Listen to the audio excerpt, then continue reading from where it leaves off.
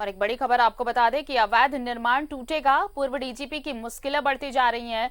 जमीन के अवैध हस्तांतरण की फिर से जांच शुरू होगी। डीके पांडे की बात कर रहे हैं हम, जिनकी पत्नी पूनम पांडे के नाम से 50 डिसमिल जमीन ली गई थी।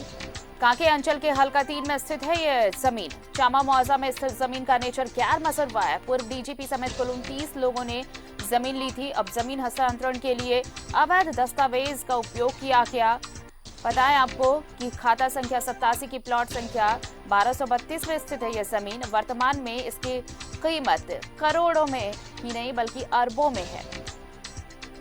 जी हाँ, पहले भी की जा चुकी है इस जमीन मामले की जांच। वर्दी का रौब दिखाकर जमीन का म्यूटेशन करा लिया गया, लेकिन अब जल्द ही जमीन की जमाबंदी की जा सकती है और रांची क्लब समेत कई अवैध निर्माण तोड़े जाएंगे।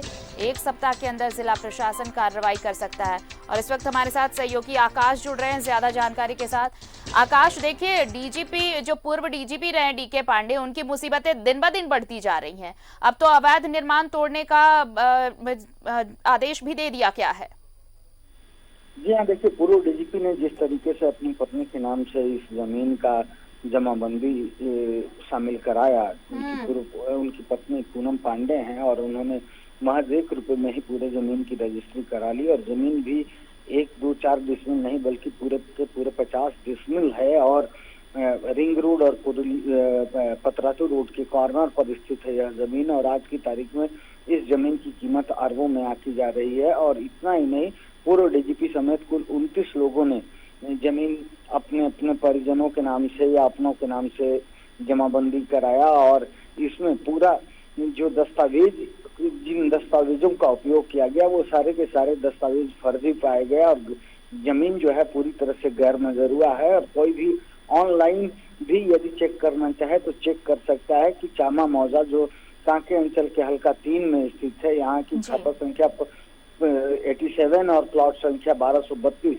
में स्थित इस जमीन का नेचर क्या है, यह बड़ी आसानी से चेक किया जा सकता है। इसके बावजूद किस तरह से जमीन का म्यूटेशन हुआ और किस तरह से जमीन की रजिस्ट्री कराई गई, ये सारे जांच के विषय हैं। और पहले भी जांच किया जा चुका है। पहले की जांच में भी यह पाया गया कि जमीन की गलत तरीके से जमाबंदी कराई गई, म्यूटेशन कराया गया। और इसके बाद एक बार फिर से, चूंकि कमिश्नर की ओर से कुछ आपत्तियां दर्ज कराई गई थी, इस वजह से जो अवैध निर्माण कराए गए हैं, क्योंकि जमीन ही चूंकि फर्जी तरीके से निबंधित कराई गई, म्यूटेशन कराया गया, इसलिए वहां जो भी कंस्ट्रक्शन हुआ उसे अवैध ही माना जाना चाहिए। और तो इस तरह से जो जमीन अवैध तरीके से हस्तांतरित कराई गई, उस पर निर्मित अवैध निर्माण को ध्वस्त करने की अनुशंसा की गई थी। और भू राजस्व विभाग ने भी इस पर अपनी सहमति दे दी थी।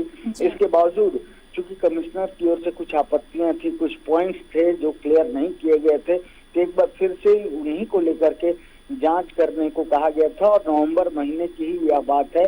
और जांच की यह दूसरी प्रक्रिया जो आरंभ की गई थी वह भी पूरी हो चुकी है। और इसमें भी कई रिपोर्ट्स सौंपी जा चुकी है। एसी से लेकर के उपायुक्त तक ने अपनी रिपोर्ट सौंप दी है। अब उसके आधार पर जो है इस जमीन पर जो भी संरचनाएं बनाई गई हैं, जिनका निर्माण कराया गया है, उनको तोड़ने की बात चल रही है। और बहुत जल्द ऐसा देखने को मिल सकता है। सबसे बड़ी बात यह कि यह जमीन पूरी तरह से चारागाह के लिए छोड़ दी गई थी, यानी कि यह ग्रामीण इलाका पड़ता है और रांची नगर निगम का की बाउंड्री पर स्थित है यह जमीन।